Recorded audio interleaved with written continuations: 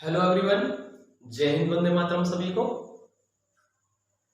मैं हूं गौरव सर और आज हम स्टार्ट करेंगे भौतिक विज्ञान कक्षा 12 यूनिट फर्स्ट में अपने सबसे पहला चैप्टर विद्युत आवेश, कूलाम का नियम तथा विद्युत क्षेत्र। ये चैप्टर 1 है और आज हम चैप्टर नंबर 1 को स्टार्ट करने वाले हैं। ठीक है, तो देखिए अब हम करते हैं इस चैप्टर का सबसे पहला टॉपिक जिसे हम विद्युत आवेश के नाम से जानते हैं। पहला टॉपिक है इसमें विद्युत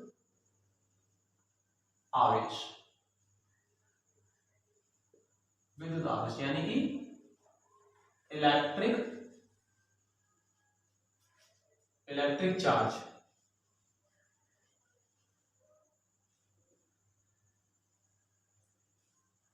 ठीक, विद्युत आवेश यानी कि इलेक्ट्रिक चार्ज। तो सबसे पहला टॉपिक आता है इसमें विद्युत आवेश यानी कि इलेक्ट्रिक चार्ज। क्या है विद्युत आवेश?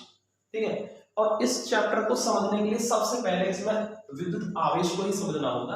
अगर आप विद्युत आवेश को समझ पाए तो आप इस चैप्टर को समझ जाएंगे बहुत आराम से। ठीक है, तो इसको हम इलेक्ट्रिक चार्ज भी कह सकते हैं। तो देखिए क्या है विद्युत आवेश या इलेक्ट्रिक चार्ज, क्या है देखिए समझने की कोशिश करेंगे हम आज इसको। जो विद्युत आवेश यानी कि इलेक्ट्रिक चार्ज जो होता है, किसी भी कंडक्टर यानी किसी चालक की इंटरनल प्रॉपर्टी होती है, उसका आंतरिक गुण होता है। ठीक है, और एक प्रकार की ऊर्जा होती है। क्या होता है? एक प्रकार की ऊर्जा होती है जिसके कारण विद्युत और चुंबकीय प्रभाव उत्पन्न किए जा सकते हैं। ठीक है, यानी कहने का मतलब क्या हुआ? विद्युत आवेश यानी कि इलेक्ट्रिक चार्ज एक टाइप की एनर्जी यानी कि ऊर्जा होती है जिसकी वजह से इलेक्ट्रिक और मैग्नेटिक इफेक्ट, ठीक है, प्रोड्यूस किया जा सकता है। ठीक, यही होता है हमारा विद्युत आवेश। अब इसको थोड़ा सा समझते हैं कि आखिर ऐसा क्या है ये। ठीक है, ये आवेश होता क्या है, इसका मतलब क्या है। ठीक है, किसी वस्तु पर आवेश का होना क्या होता है, या हम कहते हैं कि ये एक वस्तु है यानी एक ऑब्जेक्ट है, वो चार्ज्ड हो गया है यानी कि आवेशित हो गई है। ठीक है, तो उसका मतलब क्या होता है, प्रॉपर मतलब क्या है इसका, आज समझेंगे हम इस चीज को। ठीक है, देखिए सबसे पहले हम मानते हैं, मान लीजिए एक हमारे पास एक वस्तु है, ये ए वस्तु है और ये मान लीजिए बी वस्तु है। ये दो वस्तु है ए और बी।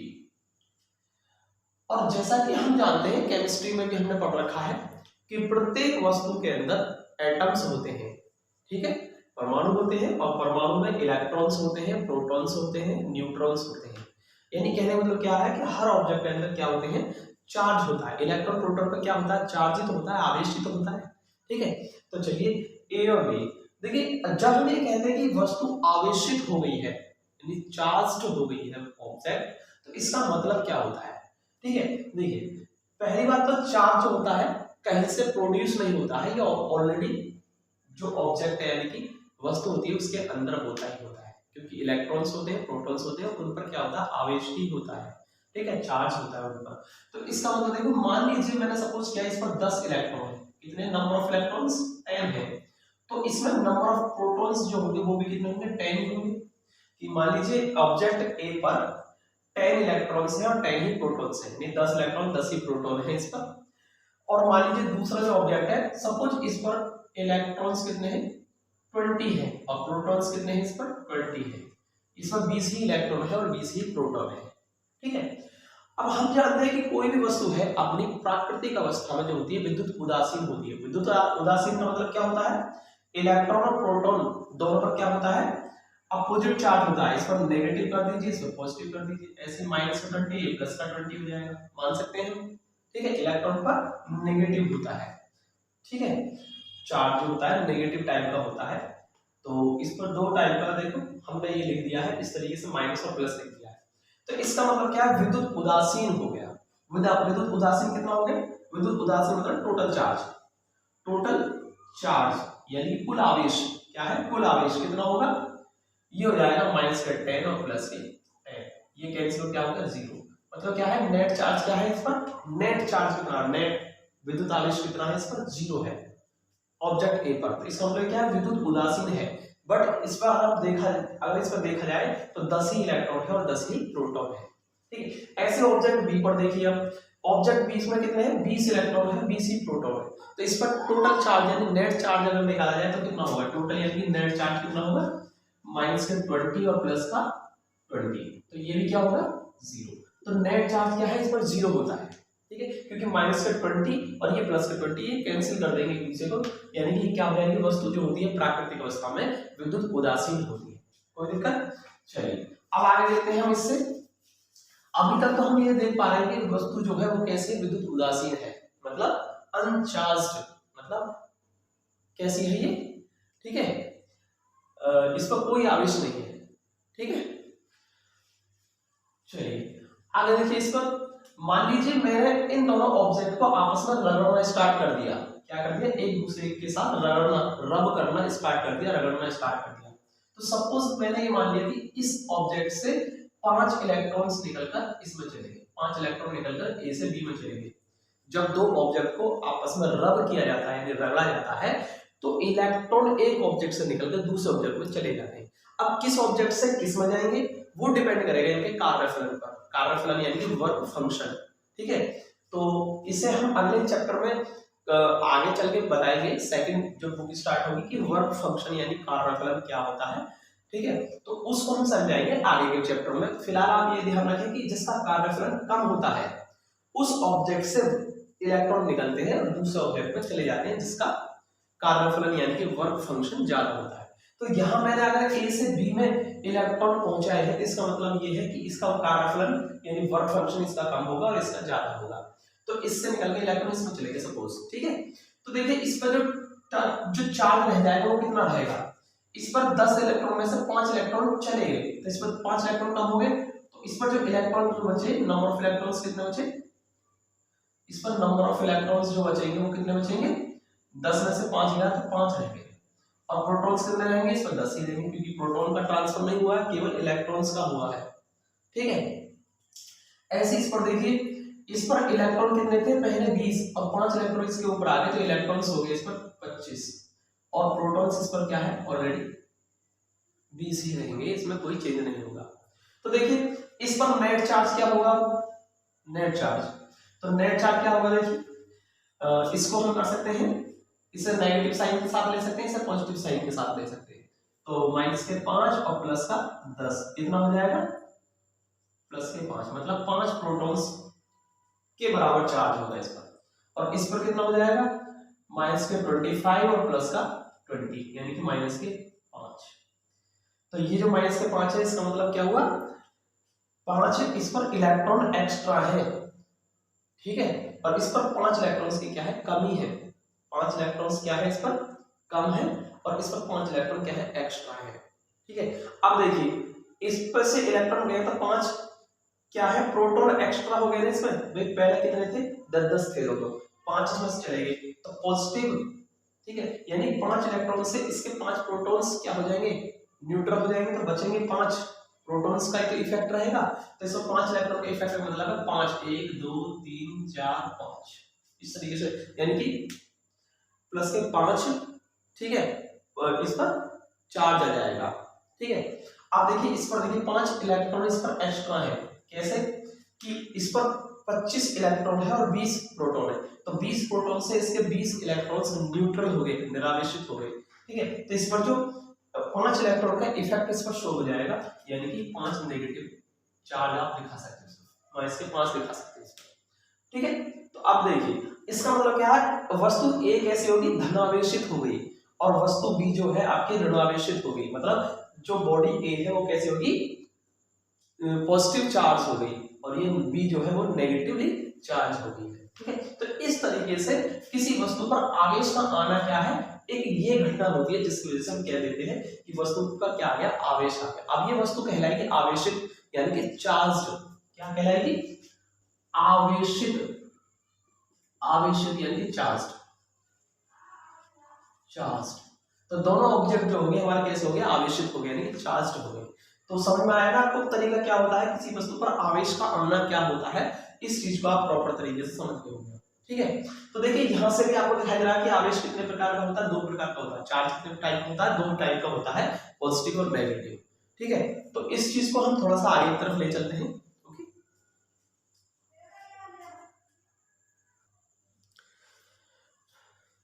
तो विद्युत आवेश में मैंने क्या बताया था, आवेश एक प्रकार की ऊर्जा है, यानी कि जो चार्ज है वो क्या है, एक टाइप की एनर्जी है जिसकी वजह से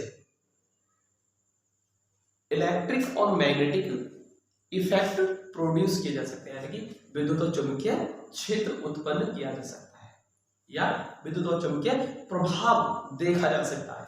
तो देखिए इस चीज को समझते हैं। मैंने बताया था कि आवेश क्या है, यानी चार्ज क्या है, एक टाइप की एनर्जी है, ऊर्जा है, ठीक है। तो ऊर्जा क्या होती है भाई, ऊर्जा क्या है, ऊर्जा एक भौतिक राशि है जिस वजह से कोई काम होता है।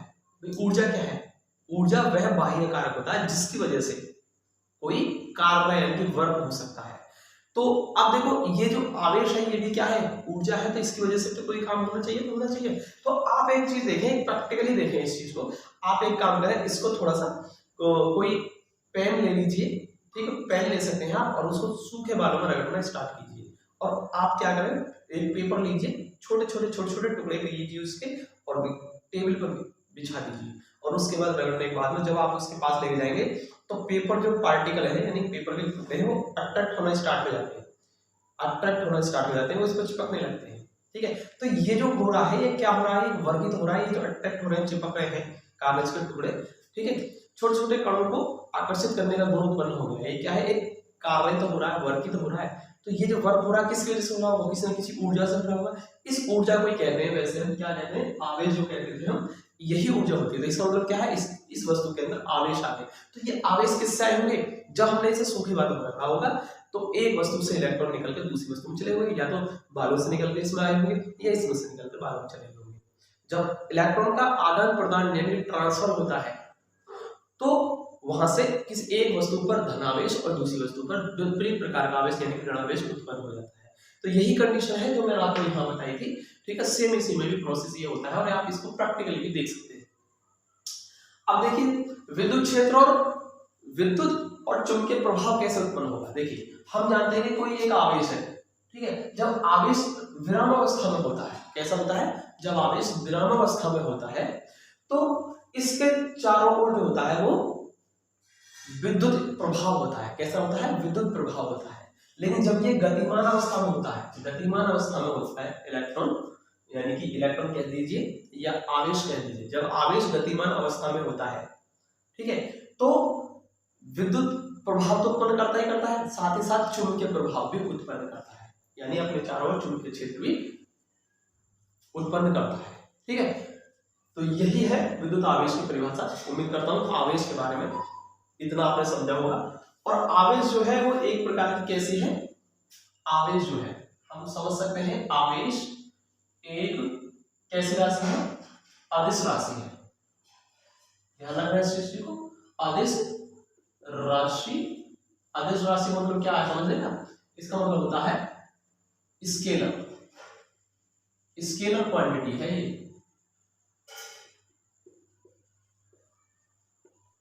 ठीक है। तो ध्यान रखेंगे इस चीज का। जो आवेश होता है, आवेश यानी कि चार्ज, आवेश यानी कि चार्ज, तो चार्ज क्या है, एक स्केलर क्वांटिटी है, अदिश राशि है, इतना आप समझेंगे। अच्छा इसका जो मात्रक होता है, मात्रक समझते हैं, मात्रक यानी कि यूनिट, क्या है यूनिट इसकी, तो इसकी जो यूनिट होती है वो क्या होती है, ये होती है हमारा कूलाम होता है। क्या होता है इसका, कूलाम, कूलाम। ध्यान रखेंगे इस चीज का। जब आपने यूनिट ले ली इसकी यानी मात्रक ले लिया, तो अब आप लिखेंगे इसका विमीय सूत्र, विमीय सूत्र। इसका विमीय सूत्र क्या होता है, विमीय सूत्र समझिए ना, डायमेंशनल फॉर्मूला।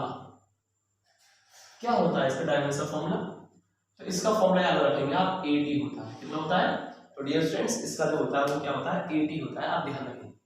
अच्छा AT कैसे हो गया, हमने एक विद्युत धारा का फॉर्मूला पढ़ रखा है हमने, I बराबर Q/T।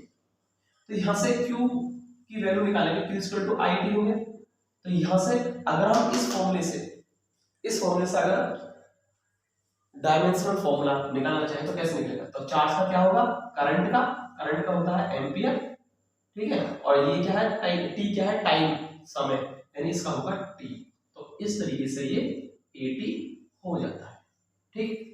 तो ध्यान रखेंगे आप, इसकी जो यूनिट होती है वो कूलाम होती है और डायमेंशनल फॉर्म में जो होता है वो 80 होता है। समझ में आया था? तो चार्ज के बारे में आपने इतना समझा। अब चलते हैं हम इसके प्रकार के बारे में। चार्ज जो होता है कितने टाइप का होता है, तो बेसिकली मैंने अभी बताया था 2 टाइप का होता है, पॉजिटिव और नेगेटिव। समझते हैं इस चीज को।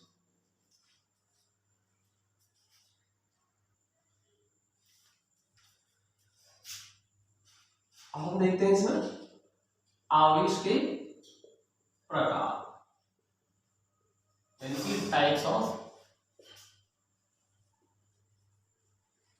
चार्ज। टाइप्स ऑफ चार्ज यानी कि आवेश के प्रकार। देखिए चार्ज जो होता है यानी आवेश जो होता है 2 प्रकार का होता है।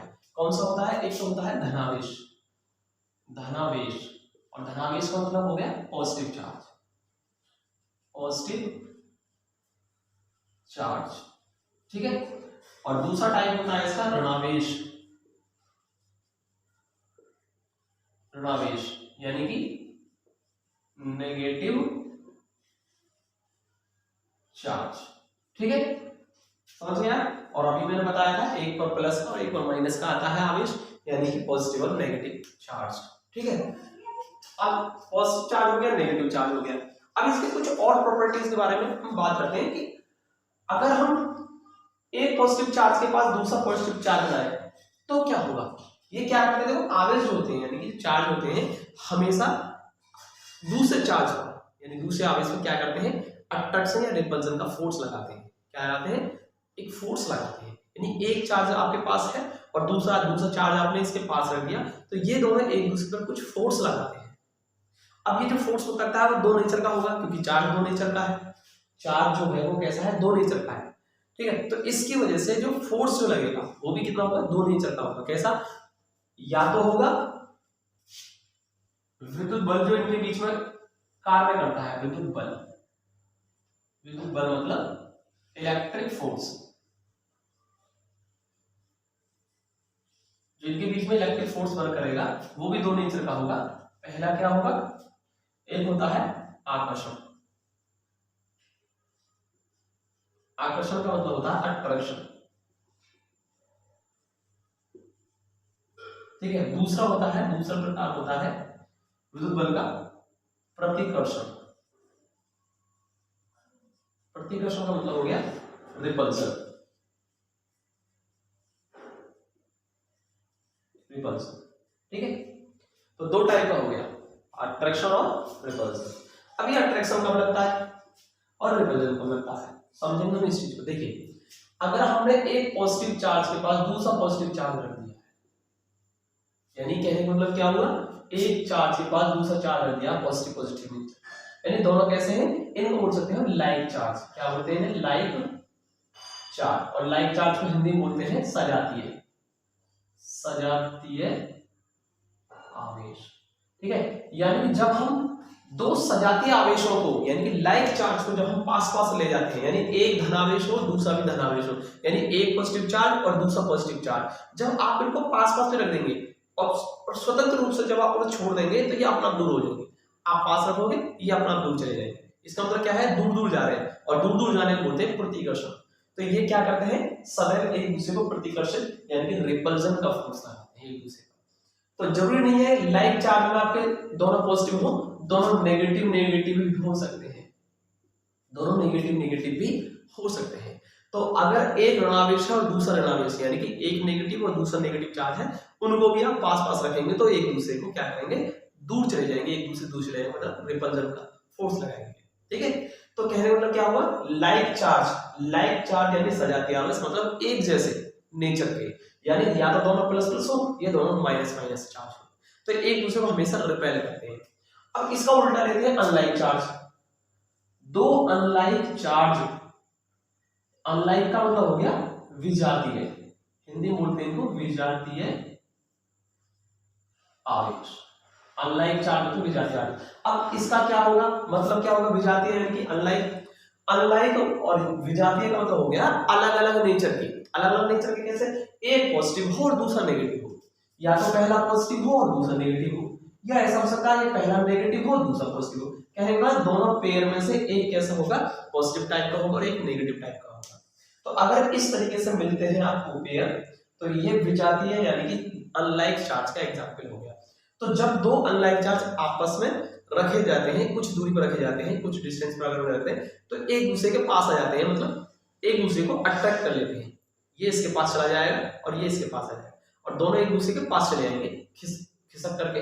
इसका मतलब क्या होगा, ये एक दूसरे को आकर्षित कर रहा है। ठीक है, तो कहने का मतलब क्या हुआ, दोनों सेम नेचर के होंगे, पॉजिटिव पॉजिटिव या नेगेटिव नेगेटिव, तो एक दूसरे से दूर चले जाएंगे।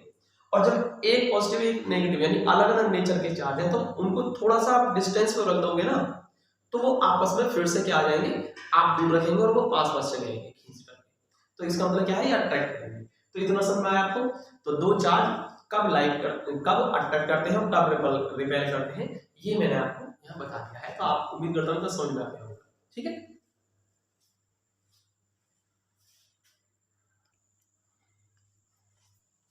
तो इसमें अगला लेते हैं हम आवेशों का क्वांटीकरण यानी क्वांटाइजेशन ऑफ चार्ज।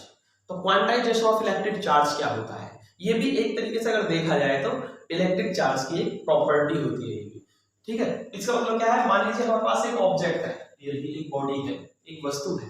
ठीक है, अब इस पर मान लीजिए क्या है, ये आवेशित है। क्या है ये, आवेशित है। आवेशित का मतलब क्या है, चार्ज्ड है, चार्ज्ड। अब किसी भी चार्ज से हो सकती है, पॉजिटिव चार्ज से भी हो सकती है और नेगेटिव चार्ज से भी चार्ज हो सकती है, यानी धनावेश से भी आवेशित हो सकती है और या ऋणावेश से भी आवेशित हो सकती है। ये डिपेंड करेगा चार्ज की, ठीक है, नेचर क्या है। ठीक है, चलिए, तो इसका मतलब क्या है, इस पर चार्ज होगा मतलब आवेश होगा इस पर। अब अगर इस चार्ज को मेजर किया जाए कि इसमें कितना चार्ज है, तो यहां से आपको एक चीज देखने को मिलेगी कि जो किसी भी ऑब्जेक्ट पर जो चार्ज होता है वो क्या होगा, ऑलवेज एक फिक्स वैल्यू, जो कि 1.6 × 10⁻⁻19 कूलम, जो कि कितना होता है, चार्ज ऑन, ये क्या है, चार्ज ऑन एन इलेक्ट्रॉन, मतलब एक इलेक्ट्रॉन पर जितना आवेश होता है। इसका मतलब क्या है, एक इलेक्ट्रॉन पर जितना आवेश, एक इलेक्ट्रॉन पर चार्ज कितना होता है, इतना कूलम होता है। ध्यान रखेंगे, प्रोटॉन पर कितना ही होता है और इलेक्ट्रॉन पर भी कितना। प्रोटॉन पर ये प्लस नेचर का होता है और इलेक्ट्रॉन पर ये माइनस होता है, माइनस यानी कि नेगेटिव नेचर का होता है। बाकी चार्ज जो होता है वो इतना ही होता है। ठीक है, चलिए, मैग्नीट्यूड इतना ही होता है, परिमाण दोनों क्या होता है, सेम होता है, अपोजिट नेचर होती है। तो देखिए, एक इलेक्ट्रॉन पर जो चार्ज होता है यानी कि ई, इसे ई से रिप्रेजेंट करते हैं, कितना होता है, 1.6 × 10⁻⁻19। हमेशा इस किसी भी ऑब्जेक्ट पर जो चार्ज पाया जाएगा वो इस फिक्स वैल्यू का क्या होगा, इंटीग्रल मल्टीपल की फॉर्म में होगा, यानी कि पूर्ण गुणज के रूप में होता है। कैसे, या तो किसी ऑब्जेक्ट पर चार्ज ई होगा, या 2e होगा, या 3e होगा, या 4e होगा, या डॉट डॉट डॉट इस तरीके से। ठीक है, यानी कि एक फिक्स वैल्यू e का ऑलवेज इंटीग्रल मल्टीपल की फॉर्म में ही पाया जाता है। ठीक है, अब ये क्यों पाया जाता है, इसका सीधा सा रीजन होता है कि या तो देखो एक इलेक्ट्रॉन चार्ज है, या तो ऑब्जेक्ट से एक ही इलेक्ट्रॉन निकलेगा, या सीधे 2 इलेक्ट्रॉन निकलेंगे, या फिर 3 इलेक्ट्रॉन निकलेंगे, या 4। ऐसा नहीं होगा कि कभी हाफ इलेक्ट्रॉन चला जाए। ठीक है, कभी भी देखो इस तरीके से पाया जा सकता है, कभी भी इस रूप में नहीं पाएगा, जैसे कि 1.5e। इसका मतलब क्या है, 1.5 इलेक्ट्रॉन, किसी ऑब्जेक्ट से 1.5 इलेक्ट्रॉन निकल के कैसे चला जाएगा, या तो 1 इलेक्ट्रॉन जाएगा या सीधा 2 इलेक्ट्रॉन जाएगा। ठीक है, या तो 1 इलेक्ट्रॉन जाएगा या सीधे 2 इलेक्ट्रॉन जाएंगे, ट्रांसफर होंगे। तो 1.5 इलेक्ट्रॉन का क्या मतलब है, तो कभी भी इस फॉर्म में नहीं मिलेगा चार्ज। ठीक है, अच्छा, इसके बाद देखो ऐसा भी नहीं मिल सकता है 7/2 इलेक्ट्रॉन, किसी ऑब्जेक्ट पर 7/2 इलेक्ट्रॉन के बराबर चार्ज नहीं मिलेगा। क्यों नहीं मिलेगा, 7/2 का मतलब क्या है, 3.5 इलेक्ट्रॉन। ठीक, 3.5 का मतलब क्या हुआ, 3.5 मतलब 3 इलेक्ट्रॉन और आधा इलेक्ट्रॉन, मतलब अभी मैंने बताया था हमेशा पूर्ण गुणज के रूप में होता है, मतलब इलेक्ट्रॉन ट्रांसफर होगा ही नहीं, आधा पौना इलेक्ट्रॉन कभी नहीं जाता, या तो इलेक्ट्रॉन जाएगा या सीधे 2 जाएंगे। तो या तो 3 जाएंगे या फिर सीधे 4 जाएंगे, 3.5 का तो कोई मतलब ही नहीं। इस तरीके से इसका एक क्या है, ये भी एक गुण होता है, किसी वस्तु पर पाए जाने वाले आवेश की मात्रा जो होती है सदैव एक फिक्स वैल्यू, जिसे हम 1.6 × 10⁻19 कूलम कहते हैं, यानी जिसे ई से रिप्रेजेंट करते हैं, हमेशा इसका एक पूर्ण गुणज के रूप में ही पाया जाएगा, इंटीग्रल मल्टीपल की फॉर्म में होगा। इससे डिफरेंट इस टाइप की फॉर्म में कभी नहीं होता है। तो ये भी एक क्या है, चार्ज की एक प्रॉपर्टी है, तो इसी को कहते हैं आवेश का क्वांटीकरण। ठीक है, इसको हम कैसे रिप्रेजेंट सकते हैं, इसको हम एक फॉर्मूला Q = +- NE से रिप्रेजेंट कर सकते हैं। n क्या है, नंबर ऑफ इलेक्ट्रॉन्स, ठीक है। तो अगर मान लीजिए किसी ऑब्जेक्ट पर एक इलेक्ट्रॉन है तो n की जगह 1 कर देंगे तो 1e हो जाएगा, यानी ये फॉर्म आ जाएगा आपका, ये रूप आ जाएगा। अगर किसी ऑब्जेक्ट पर 2 इलेक्ट्रॉन के बराबर चार्ज है तो 2 इलेक्ट्रॉन की वजह से चार्ज है, जिसका मतलब n = 2, तो 2e हो जाएगा, यानी ये हो जाएगा। अगर किसी ऑब्जेक्ट पर 3 इलेक्ट्रॉन के बराबर चार्ज है तो 3 इलेक्ट्रॉन की वजह से चार्ज है, किसी वजह से 3 इलेक्ट्रॉन की वजह से चार्ज है, तो n की वैल्यू 3 हो जाएगी, 3 × e 3e।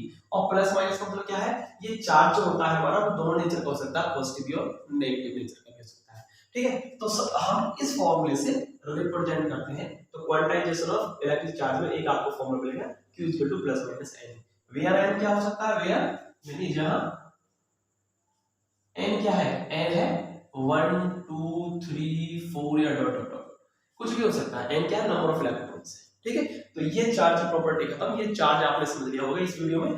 तो चलिए हम इसके बाद मिलते हैं नई वीडियो में, हम कुछ और नए टॉपिक के साथ मिलेंगे। और डियर स्टूडेंट्स, अगर आपको ये वीडियो अच्छी लग रही है, समझ में आ रही हो, तो चैनल को सब्सक्राइब कर लें, लाइक करें वीडियो को।